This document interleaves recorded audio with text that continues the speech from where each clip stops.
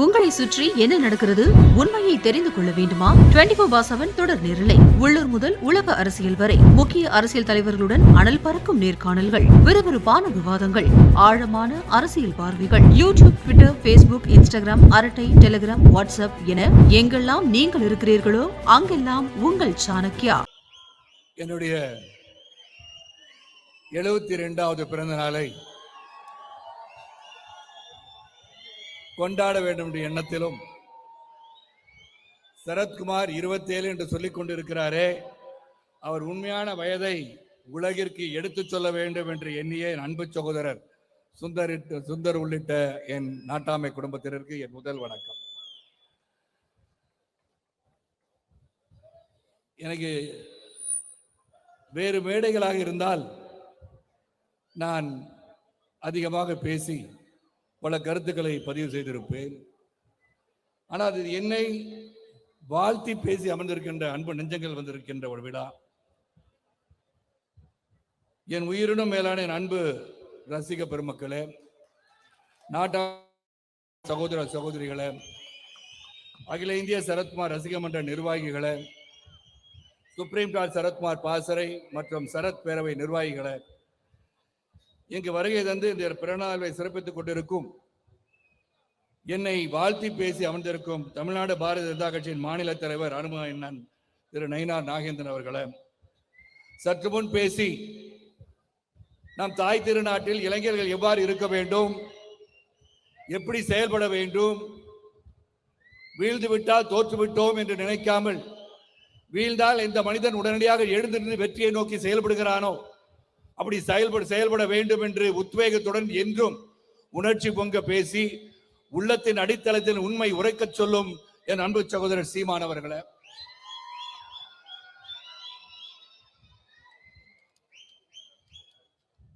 Karate செல்வி நாடார் நற்பணி மன்ற தலைவர் திரு ராஜ் நாடார் அவர்களே,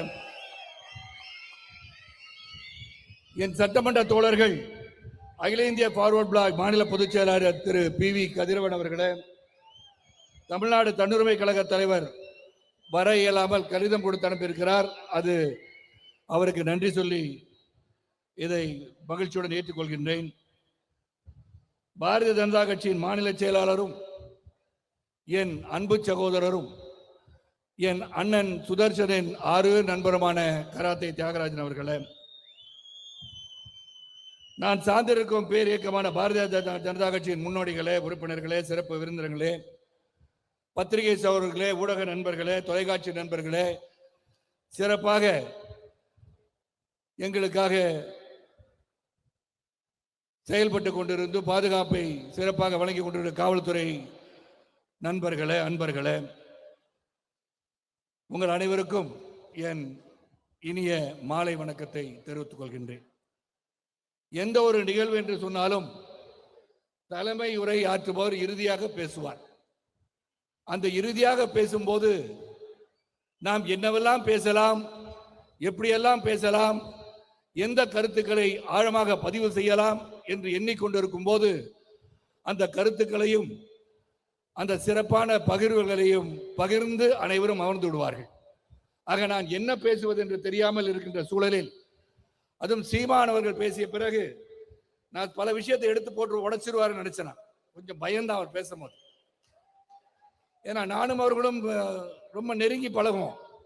ஐஸ்வர்யா ராய் மட்டும் பற்றி அவர் பேசுவதில்லை. இல்லைங்க, எல்லாரையும் பத்தி பேசுவாருன்னு சொன்னா பொதுவாக சொல்கிறேன். ஏன்னா அதுல அவருக்கு பெரிய பொறாம, அன்னிலிருந்து ரொம்ப பொறாம அவருக்கு. என்னடா இந்த வயசுல இவருக்கு ஐஸ்வர்யா ராய் ஜோடியா நடிச்சுட்டாங்க பொறாம இன்னைக்கு முடியல.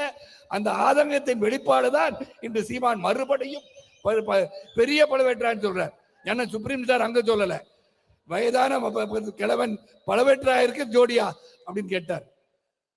அந்த மாதிரி ஒரு நெருக்கமான உறவு. அவர் சொன்னது போல இது தமிழ் சொந்தங்களின் குடும்ப விழா. என் நாட்டாமை குடும்பத்தார் என்று சொல்வது என்னுடன் 40 ஆண்டுகள். இது சாதாரண விஷயம் அல்ல. ஒரு மனிதனுடன் ஆண்டுகள் நீங்கள் பயணிக்க வேண்டும் என்று சொன்னால் எந்த அளவிற்கு என் மீது நீங்கள் பாசம் கொண்டவர்களாக, அன்பு கொண்டவர்களாக பயணித்திருக்கிறீர்கள் என்பதை சுட்டிக்காட்டும் ஒரு விழாவாகத்தான் இதை நான் எடுத்துக்கொள்கிறேன். உண்மையிலே உங்கள் பாதங்களை தொட்டு நான் நன்றி தெரிவித்துக் கொள்கிறேன். என்னை வளர்த்து விட்டவர்கள் நீங்கள். இன்று சரத்குமார் ஒரு பாராளுமன்ற உறுப்பினராக, ஒரு சட்டமன்ற உறுப்பினராக, ஒரு தேசிய கட்சியின் உறுப்பினராக, தேசிய கட்சியின் பொறுப்பில் இருக்கும் என்ற ஒரு தனி மனிதனாக வளர்ந்திருக்கிறேன் என்று சொன்னால், அந்த உச்சத்தை நான் எட்டியிருக்கிறேன் என்று சொன்னால், அதற்கு காரணம் என் முன் அமர்ந்திருக்கின்ற தமிழ் சொந்தங்கள் தான். அது எந்தவித மாற்று கருத்தும் கிடையாது. இங்கு அனைவரும் என்னை பற்றியும் என் குணாதிசயங்களை பற்றியும் எடுத்துரைத்தார்கள். ஆனால் இவர் எடுத்துரைக்க வேண்டிய சூழலும் இருக்கிறது.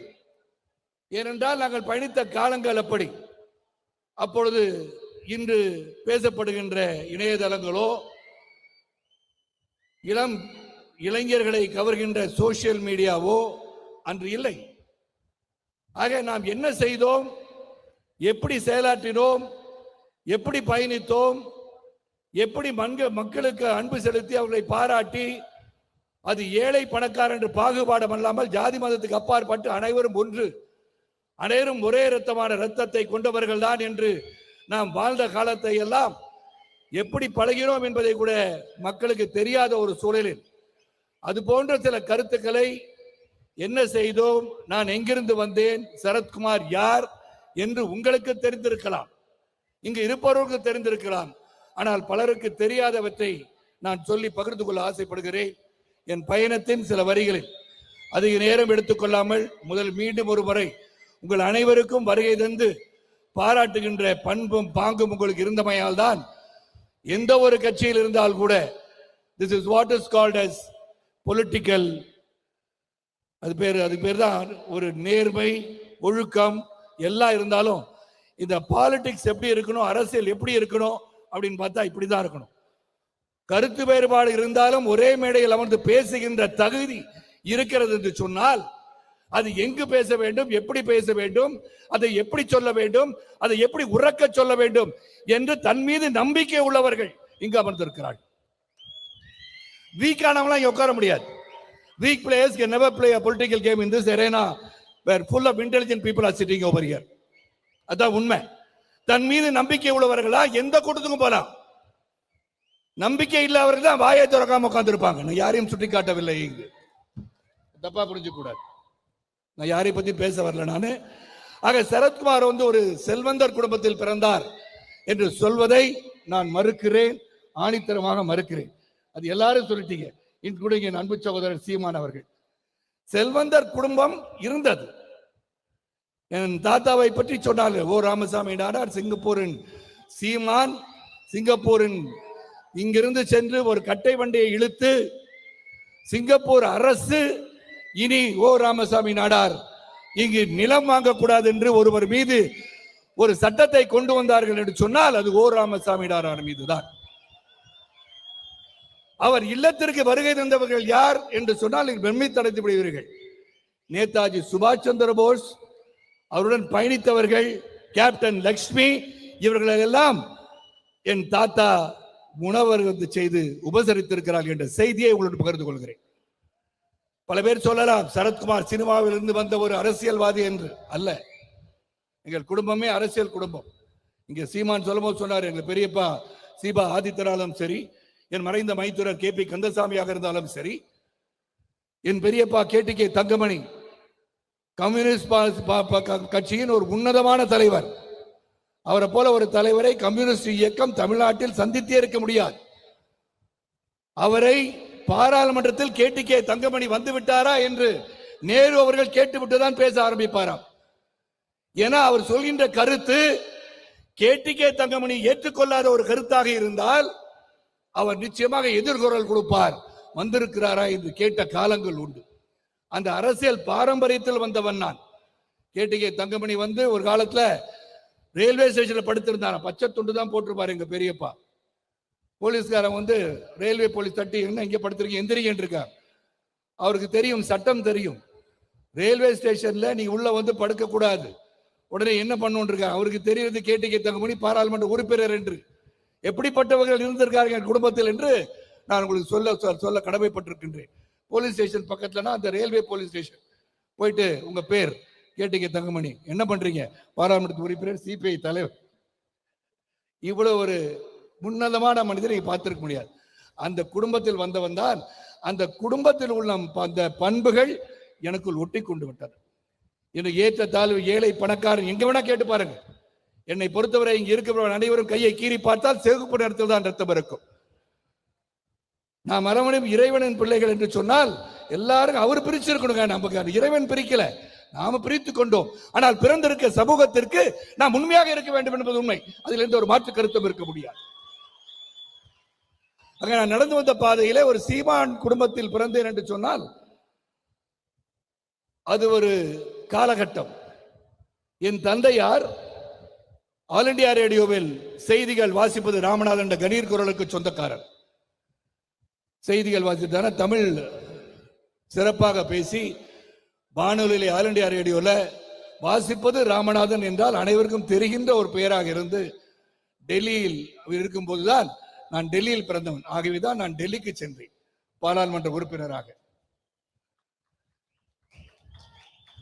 அதே போல அந்த ஒரு பெருமை எனக்கு கிடைச்சிச்சு. டெல்லியில பிறந்தேன், பார்த்தா அங்க 250 பேர், the first 250 citizens of the country sits in Rajya Sabha, மேலவையில் அமர்வார்கள். அப்ப அந்த 250 பேர்ல ஒருத்தனாக அமர்ந்த பெருமை உங்களால் உருவாக்கி தரப்பட்டது.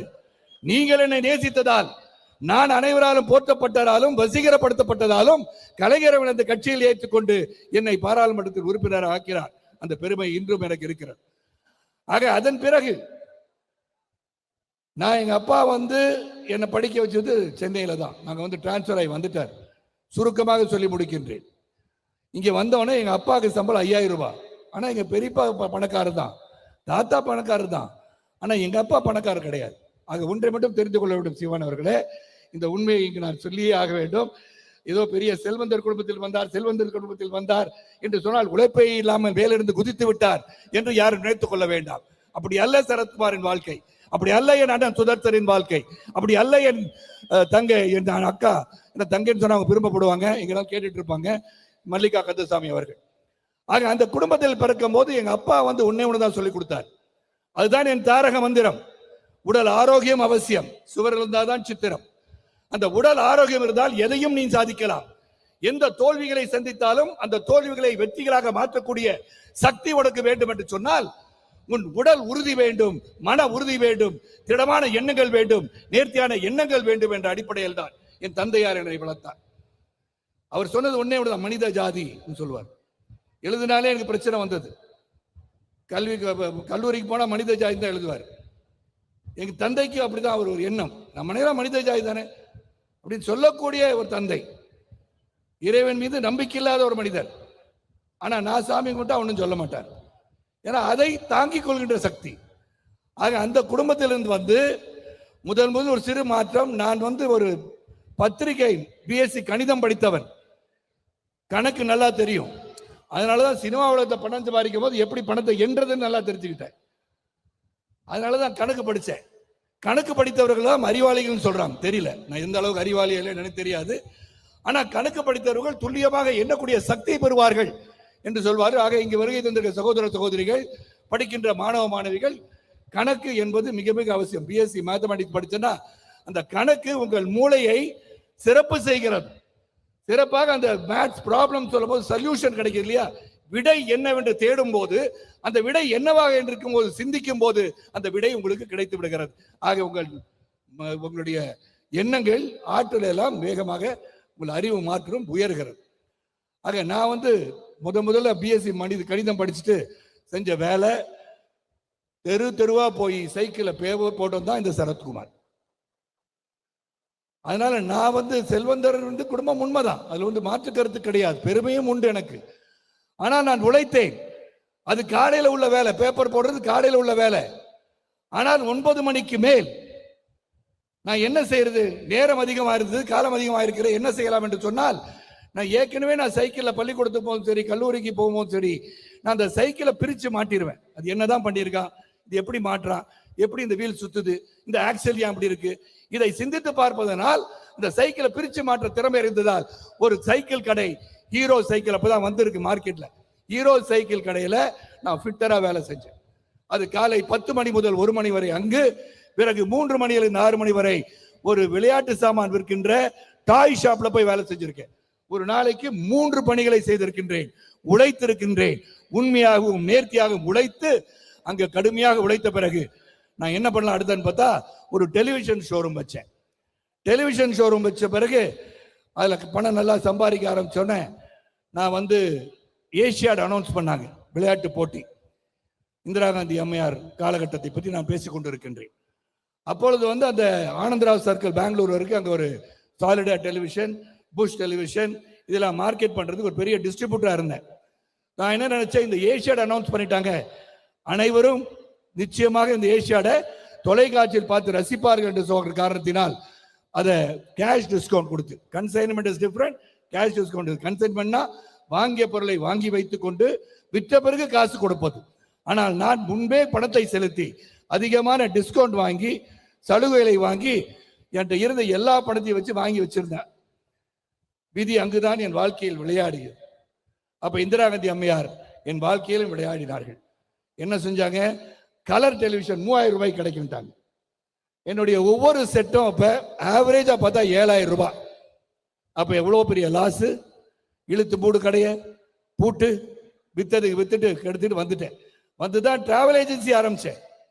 அப்பயும் உடனே நான் வந்து துவண்டு விடவில்லை, சிந்தித்து பார்க்க. அதை தான் சீமானவர்களும் சரி, கதிரவனும் சரி, நமது அன்பு சகோதரர் நயினா நாகேந்திரர்கள் சொல்கிறார்கள், உழைப்பு ஒன்று இருந்தால், நீ வீழ்ந்தவுடன் எழுகின்ற சக்தி இருந்தால் யாராலும் உங்களை தோக்கடிக்க முடியாது. தோல்வி என்பது நிரந்தரம் அல்ல, வெற்றி என்பது நிரந்தரம் அல்ல. வெற்றி பெறவர்கள் நிரந்தரம் என்று அமர்ந்து கொண்டு இருக்காதீர்கள். மீண்டும் யாரை பத்தி நான் பேசுறேன். அதனால தோல்வி பெற்றவர்கள் மீண்டும் வெற்றி பெற மாட்டார்கள் நினைக்காதீர்கள். சொல்ல முடியாது, சீமான் இந்த மண்ணிலே நிற்க வேண்டிய சூழல் உருவானால் ஆகும். அது காலத்தின் கட்டாயம். நடக்கலாம். இந்த மண்ணில் சொல்லும் போது சில வகை நடந்துவிடும். ஆக இதெல்லாம் சிந்திக்க வேண்டிய விஷயங்கள். ஆக என்னை பொறுத்தவரை என் வாழ்க்கை பயணம் இதுதான். ஆக உழைத்த பிறகு அங்க வரும்போது தான் கலைவாணன் கண்ணதாசனை சந்தித்தேன். படையெடுங்கன்னு சொன்னாரு. அங்கேயும் என் அறிவை பயன்படுத்தினேன். நீங்க அழகா இருக்கீங்க, நடிகனாரு. இல்ல, நான் அழகா இருக்கிறதுக்காக நடிக்க முடியாதுங்க, எனக்கு நடிப்புனால என்னன்னே தெரியாத. கார்த்திகை ஹீரோ வச்சு எடுக்க முடியுமா, எவ்வளவு பணம் செலவாகுன்னு. அப்ப கையில இருந்த பணத்தை போட்டு நான் எடுத்த முதல் திரைப்படம், தயாரித்த முதல் திரைப்படம் தான் கண் சிமிட்டும் நேரம். அதுல நான் வந்து போலீஸ் அதிகாரியாக, ஏன்னா எங்க அப்பா என்னை வந்து ஐபிஎஸ்சி படிக்க வச்சார். இங்க இருக்க காவல்துறை சகோதரர் பார்க்க, இதெல்லாம் வேற செஞ்சிருக்காரா இவரு, அதையும் செஞ்சேன். நல்லா படிச்சுட்டு இருந்தேன். ஆனால் என்ன, இந்த இளம் வயதிலே சில சிலுமிஷங்கள் நடந்துவிடும். நான் கல்லூரிக்கு அந்த படிப்புக்கு போறது அது வந்து ஒரு கோச்சிங் சென்டர். அந்த கோச்சிங் சென்டர்ல என்னோட படிச்சவங்க எல்லாம் நிறைய பேர் படிச்சாங்க. ஆண்களும் படித்தார்கள், பெண்களும் படித்தார்கள். இந்த பெண்கள் படிக்கும் போது சில சமயம் பிரச்சனைகள் உருவாகி விடுகிறது. இங்கேயும் நீங்க வந்து இது பண்ணக்கூடாது, ஜெலஸ் ஆகக்கூடாது. அங்க பெண்களும் படித்த காரணத்தினால் என் படிப்பின் மீது கவனம் செல்லாமல் பெண்கள் மீது கவனம் சென்று விட்டது. இதோட சூழல் என்னன்னா, பல ஆண்டுகளுக்கு பிறகு தோஹா பேங்க் கத்தார்ல இருக்கு. தோஹா பேங்கோட சேர்மன் சீதாராம் அவர்கள் ஜப்பான் சென்று டோக்கியோவில் இருக்கிறார். சரத், உங்கள் நண்பர் ஒருவர் இங்க இருக்கிறார், நீங்கள் பேச வேண்டும் என்றார். எனக்கு டோக்கியோவில் யாருமே தெரியாதே, உங்க நண்பர் என்று சொல்கிறார். என்னவா இருக்காங்க அப்படின்னு கேட்டார். இல்ல, அவங்க தான் வந்து அம்பாசிடரா இருக்காங்க. சொல்லவர் அம்பாசிடரா இருக்காங்களா? அவ்வளவு தூரம் அறிவு ஆற்றல் திறமை உள்ளவர் எனக்கு தெரிகிறது வாய்ப்பே இல்லையே. யாருன்னு பார்த்தா அங்கிருந்து ஒரு குரல், டே ஷரத்தா. என்னன்னு பார்த்தா அந்த கோச்சிங் சென்டர்ல வேலை பணிபுரிந்த தீபா கோபாலன் என்ற பெண், அவங்க வந்து ஐஏஎஸ் அதிகாரி இருந்து விட்டு ஐஎஃப்எஸ் படிச்சு அவங்க போயிட்டு டோக்கியோவை பார்த்தா இந்தியன் அம்பாசிடர் பதவி ஏற்றிருக்காங்க. அப்ப வந்து நன்மைகளை பார்க்கும்போது எதுக்காக சொல்கிறேன் என்றால், அந்த படிக்கும் போது இந்த மாதிரி கவனம் சென்றதுனால நான் தொழிலுக்கு போயிட்டேன். அண்மையிலே சந்திக்கும் போது ஒரு கணவரை சந்தித்து அவங்க வீட்டில் நான் டின்னர் சாப்பிட்டு இருந்தேன். 25-30 ஆண்டுகளுக்கு பிறகு டெல்லியில் இருக்காங்க, பிஎம்ஓவில் இருக்காங்க, பிரைம் மினிஸ்டர் ஆஃபீஸில். அவங்க husband, Sarath, why didn't you study? Why didn't you become an IAS officer? Why didn't you become an IAS officer? Why didn't you become a police officer? நான் உடனே என்னத்தை சொல்றது, உண்மையை சொல்லி படைக்கவேன். உங்க மனைவி ரொம்ப அழகா இருந்தாங்க, அவங்களே பார்த்துட்டு இருந்துட்டாங்க. அவங்க, சரத், உன்னுடைய குறும்பு இன்னைக்கும் போல அப்படின்னாங்க. இதெல்லாம் வந்து வாழ்க்கையில் மறக்க முடியாத சம்பவங்கள். ஆக எங்க அப்பாவோட ஆசை ஐபிஎஸ் அதிகாரி ஆகணும், ஐபிஎஸ் ஆஃபீஸராகி போலீஸ் அதிகாரி ஆகணும்னு. அதனால இந்த படத்துல ஒரு சிறிய வேடமான போலீஸ் அதிகாரியை நடிச்சிட்டேன். அந்த போலீஸை நடிச்சு கொஞ்சம் படிப்படியாக நடிச்சு சில சூழலில் சறுக்கல்களை சந்திக்கும் போது என் அன்பு சகோதரர் புரட்சி கலைஞர் கேப்டன் விஜயகாந்த் அவர்கள் புலன் விசாரணை படம் கொடுத்தாங்க. அந்த புலன் விசாரணை இது பாம்பேலிருந்து வந்த ஒருவர் என்று நினைத்துக் கொண்டிருக்கிற சூழலில் அதன் பிறகு படிப்படியாக உங்களின் அன்பு, ஆதரவு, பாசம், பரிவு, பார்த்தா சரத்குமார் நடிக்கிறாரு, சிரிச்சா கண்ணத்துல குழி விழுது அப்படின்னு பல ரசிக பெருமக்கள் கூடி இன்று வரை என்னை ரசிக்கும் அளவிற்கு, என் படங்களை பார்க்கும் அளவிற்கு உங்களுக்கு ஆர்வம் இருக்கதால் நான் இன்றும் உங்களோடு வாழ்ந்து கொண்டிருக்கின்றேன். உங்களோடு என்றும் வாழ்ந்து கொண்டிருப்பேன். என்னோடு நீங்கள் வேண்டும். ஒரு 72 வயசுன்னு சொல்லிட்டாங்க, மொத்தம் 146 ஆச்சு. ஆனா இன்னும் 6 வயசை கூட்டி நான் ஏற்கனவே சொன்ன 150 வயசு நான் வாழணும். அதுக்கு நீங்க என்ன பண்றீங்கன்னு தெரியாது. ஏன்னா பத்திரிகை சகோதரருக்கு இது காமெடியா தெரியும். எப்படி 150 வருஷம் வாழ முடியும்னு ஜப்பான்ல போய் பாருங்க, 125 130 வருஷத்துக்கு வாழ்ந்துட்டு இருக்காங்க. அப்படி என்றால் சரத்குமார் ஏன் 150 வயசு வாழக்கூடாது? ஏன் இங்க இருக்கிறவனா 150 வயசு வாழக்கூடாது என்ற எண்ணம் இருந்தால் நாம் வாழலாம். இந்த எண்ணம் தான் இல்ல. We have got a negative thought. It has got a pessimistic view on everything that you do. Russia சொல்லுவான், அமெரிக்கா எந்திரிச்சு பேசும்போது ஐ விட்டோன்னு வானா. அமெரிக்காக்காரன் நல்லது சொல்ல வந்தாலும் என்ன சொல்ல வரான்னு தெரியாம நோ அப்படின்வாங்க. அந்த மாதிரி பலரும் இருக்காங்க.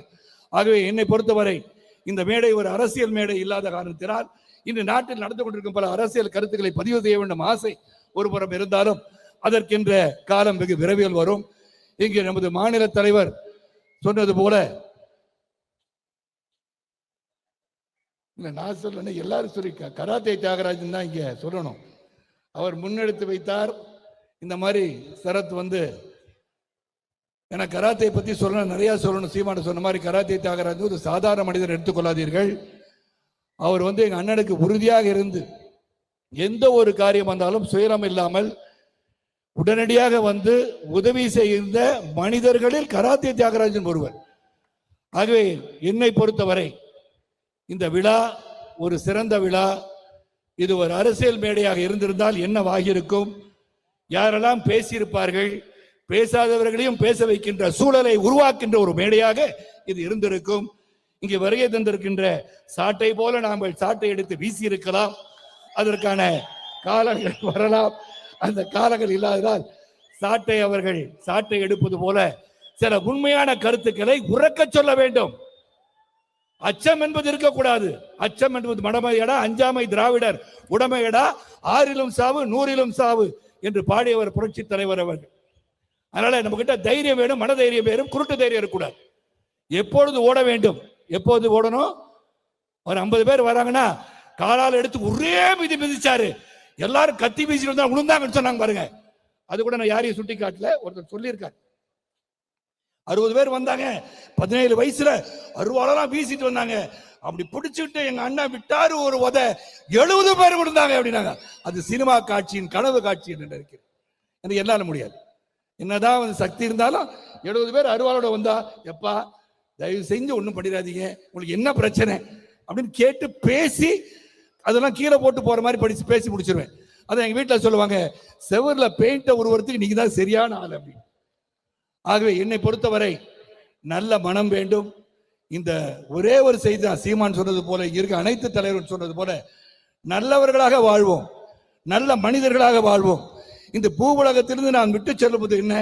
உன் பேரையும் புகழையும் இது போன்று நாம் வாழ வேண்டும் அப்படின்னு வரணும். அதான் புரட்சி தலைவர் பாட்டு தான் எப்போது ஞாபகம் வரும். இவர் போல யாரென்று ஊர் சொல்ல வேண்டும் அப்படின்னு ஒரு பாடல். அந்த மாதிரி நம்ம ஊரும் உலகம் உங்களை போற்ற வேண்டும். எதுப்பா தொலைஞ்சா அப்படின்னு இருக்கக்கூடாது. வாழ்ந்தோம் மறைந்தோம் என்று இல்லாமல் எதற்காக வாழ்ந்தோம், எதற்காக இந்த பூமியிலே பிறந்தோம் என்று சிந்திக்க வேண்டும். இந்த இடத்திலே இன்று நாம் சந்திக்க வேண்டும் என்பது சரத்குமார் அழைத்தோ, என் அன்பு சகோதரர் சுந்தர் அழைத்தோ, எங்கள் டாட்டாபை குடும்பம் அழைத்தோ நாம் வரவில்லை. இறைவன் கட்டளை இட்டிருக்கிறான், இந்த இடத்திலே நீங்கள் சந்திக்க வேண்டும் என்று. Nothing happens without a reason. It has all got a reason. சொல்ல வேணாம். Destiny brings people together. We have to find the purpose. அப்படி என்றால் காலத்தின் சூழல் அனைவரும் ஒரு இடத்தில் சேர்க்கும் என்று சொன்னார். எங்கோ பிறந்து எங்கோ வளர்ந்து இருவர் இந்த பூ உலகத்தில் சந்திப்பது என்பதே அரிது, கடினம். நான் பிறந்தது டெல்லியில, சீமான் பிறந்தது எங்கே, அண்ணன் பிறந்தது, அந்த நயினார் அவர்கள் பிறந்தது எங்கே, தனியரசு பிறந்தது எங்கே, கதிரவன் பிறந்தது எங்கே, கராத்தே தியாகராஜன் பிறந்தது எங்கே, ராஜ்நாடார் பிறந்தது எங்கே, சாட்டை முருகன் பிறந்தது எங்கே, அமர்ந்திருக்க அன்பு சகோதரி உமா எங்கே, இங்க இருக்கின்ற ராஜேஷ் எங்கே, எல்லாரும் எவ்வளவு பேர், எல்லாரும் பேரும் எனக்கு தெரியும். குமார் செல்வம் உட்கார்ந்துருக்காரு, வக்கீல்கள் இருவர் அங்க உட்கார்ந்துருக்காங்க. இவங்க எங்க பிறந்தாங்க? நாம் எல்லாம் எப்படி சந்திச்சோம்? சரத்குமார் சினிமாவில் பார்க்கும்போது நீங்க சந்தித்தீர்கள், சினிமாவில் நடித்ததனால் ரசிகரானீர்கள், அதன் பிறகு நீங்கள் சந்தித்தீர்கள். ஆனால் ஒவ்வொரு மனிதரும் ஒரு நாளென்று பலரை சந்திக்கும் போது மனிதா மறந்து விடாதே, இதற்கு ஒரு காரணம் இருக்கும் என்று நினைத்தால் அன்பை பாராட்டுகிறாக நல்ல மனிதர்களாக இந்த பூவளத்தில் நாம் வாழ்ந்து மறைவோம் என்று சொல்லி என்னை வாழ வைத்துக் கொண்டிருக்கும் தமிழக மக்களுக்கும், இந்த விழாவை சிறப்பாக எடுத்த சுந்தர் உள்ளிட்ட அனைத்து சொந்தங்களுக்கும், நாட்டாவை சொந்தங்களுக்கும், இங்கு வருகை தந்து என்னை வாழ்த்தி உள்ளத்தின் அடித்தளத்தில் இருந்து என்னை உண்மையாக வாழ்த்திய என் அன்பு நெஞ்சங்களுக்கும் நன்றி கூறி, ஜாதி மத மொழி பேதமற்ற புதிய சமுதாயத்தை உருவாக பாடுபட்டு கேட்டுக்கொண்டு, let us create a society breaking all the obstacles of caste, creed, religion and language. Thank you.